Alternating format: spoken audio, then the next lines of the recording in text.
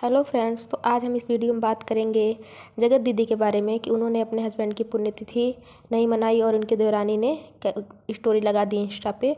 और साथ में ये बात करेंगे हम कि जगत भैया जो हैं वो अपनी माँ के चैनल को किस तरह प्रमोट कर रहे हैं। और साथ में ये बात करेंगे हम कि लप्पे का बर्थडे किस टाइम मनाया जाएगा।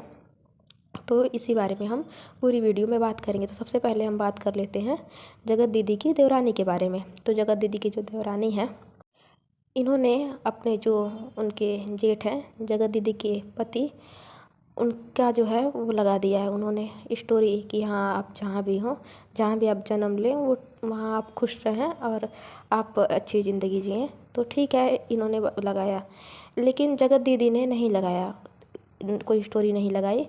तो जगत दीदी ने अपने ब्लॉग में, अपनी लाइव में बता दिया है कि वो पीछे भी कहीं जाके आप वीडियो देखोगे तो ये इस चीज़ को नहीं बताती हैं और किसी को नहीं ऐसे वो करती हैं कि हाँ है और हम मना रहे हैं इस दिन को। तो वो नहीं, कभी नहीं उन्होंने बताया है, तो इसीलिए उन्होंने इस साल नहीं बताया होगा।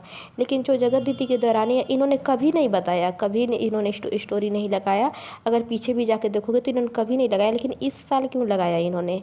इस साल आखिर क्या ज़रूरत पड़ी कि इन्होंने लगा दिया? तो इसका रीज़न ये है कि आप जब देखोगे, भोपाल गई थी ये जो समाज सेविका हैं, ये जब भोपाल गई थी लप्पू भैया और जगत दीदी का जब लफड़ा चल रहा था, तो ये कुछ देर के लिए कहीं और गई हुई थी और सब लोग ब्लॉग में आ रहे थे, वो नहीं थी उस टाइम ब्लॉग में। तो इसका रीज़न यही है कि लप्पू भैया ने उन्हें भेजा हुआ था जगत दीदी की देवरानी के पास टीशो का प्रमोशन लेके। तो टीशो का प्रमोशन लेके जगत भैया खुद नहीं जा सकते थे, क्योंकि बातें बढ़ जाती और बात शायद आगे तक चली जाती। इसीलिए जगत भैया ने खुद ना जाके समाज सेविका को भेजा था। और समाज सेविका को ले जाने का मुख्य कारण यही था कि समाज सेविका को जगत दीदी के देवरानी के पास भेजा जाएगा। और समाज सेविका जाती हैं वहाँ, उनको वो टीशो का प्रमोशन थमाती हैं, उनसे बातचीत करती हैं और वहाँ से वो वापस चली आती हैं। और उनके आने के अगले दिन ही जो ये देवरानी जी हैं, वो टीशो का प्रमोशन लेके बैठ जाती हैं। तो ये कारण है। और देवरानी का जो जेठानी है, इनसे ज़्यादा बनती भी नहीं है। तो देवरानी को दो फ़ायदा हुआ। एक तो उसको प्रमोशन मिल गया, क्योंकि वो बोलती तो बहुत है कि हाँ, मैं बहुत बड़े घर की हूँ, मुझे पैसों की कोई ज़रूरत नहीं है। लेकिन जैसा हमने देखा है कि वो ब्लॉग बनाती रहती है, तो अगर पैसों की इतनी ज़रूरत नहीं है तो क्या लफड़े में पड़ना। लेकिन हाँ, अगर जगत दीदी कुछ एक भी बोले तो तुरंत वो जवाब लेके चली आती हैं। और यहाँ तक कि जब जगत दीदी की ट्रोलिंग भी हुई थी, उसमें भी उन्होंने पूरा अपना रोल निभाया था, जो भी इनका था। तो यही है कि ये जो देवरानी है, उन्होंने भी बहती गंगा में हाथ धो ली, उनका भी फ़ायदा हो गया। एक तीर से दो निशान हो गए। एक तो इनको प्रमोशन मिल गया और दूसरा जो जगत दीदी है उनकी ट्रोलिंग भी करवा ली बिना किसी को बताए हुए। अब बात करते हैं लप्पू भैया की। लप्पू भैया की एक वीडियो देखी है मैंने, जिस पे वो बोल रहे हैं कि अपनी माँ से कि आप लोग लप्पी के पास नहीं रहेंगे जहाँ बर्थडे हो रहा है। तो कह रहा है आप लोग यहाँ रहेंगे। तो उसकी माँ बोलती है कि हम कहाँ रहेंगे? तो बोलता है आप लोग लप्पी के पास नहीं रहेंगे। इसका रीज़न ये है कि जो माता जी हैं वो सारी पोल पट्टी खोल देती हैं। और जो अभी भैया ने एस वाला बताया था, शो वाला, तो वो माता जी ने ज़्यादा बढ़ा दिया था। ये बातें इतनी बड़ी नहीं होती, लेकिन माता जी को भी वीडियो करना था, तो उन्होंने भी अपना अच्छे से रोल उसमें दे दिया। तो जगत भैया इस बात से भी नाराज़ चल रहे हैं। उसके बाद जगत भैया सबको बताते हैं कि कौन कौन आने वाला है, ये आने वाला है, वो आने वाला है, सबका बताते हैं, लेकिन अपनी माता जी का नहीं बताते। और जिसका भी बताते हैं, सबका कितने सब्सक्राइबर हैं, कितने फ़ैन फॉलोइंग है, इसके आधार पर सबका इंट्रो करवाते हैं कि ये आ रहे हैं, इनके इतने सब्सक्राइबर्स हैं। तो वो कुल मिला के सब्सक्राइबर्स जितने हैं वो तो उसको रिस्पेक्ट देते हैं। और माता जी का नाम उन्होंने कहीं नहीं लिया। अगर अब ये बोला जाएगा कि अपने घर का नाम क्यों कोई ले, तो यहाँ तक उन्होंने अपने छोटे भाई और उसकी वाइफ छोटा लप्पू और भंजना का भी नाम लिया कि वो भी आ रहे हैं, उनको भी मतलब अच्छे से बोला, लेकिन अपनी माता जी को एक बार भी नहीं बोला। तो माता जी के सब्सक्राइबर्स कम है और जगत भैया नहीं चाहते होंगे कि माता जी को भी और ज़्यादा लोग जाने। सोचते होंगे कि जो ना जान रहे हैं वो ना ही जाने इनके चैनल का नाम, तो ठीक रहेगा। इसीलिए उन्होंने अपनी माता जी का नाम नहीं लिया उस ब्लॉग में, जहाँ जहाँ सबको बता रहे हैं।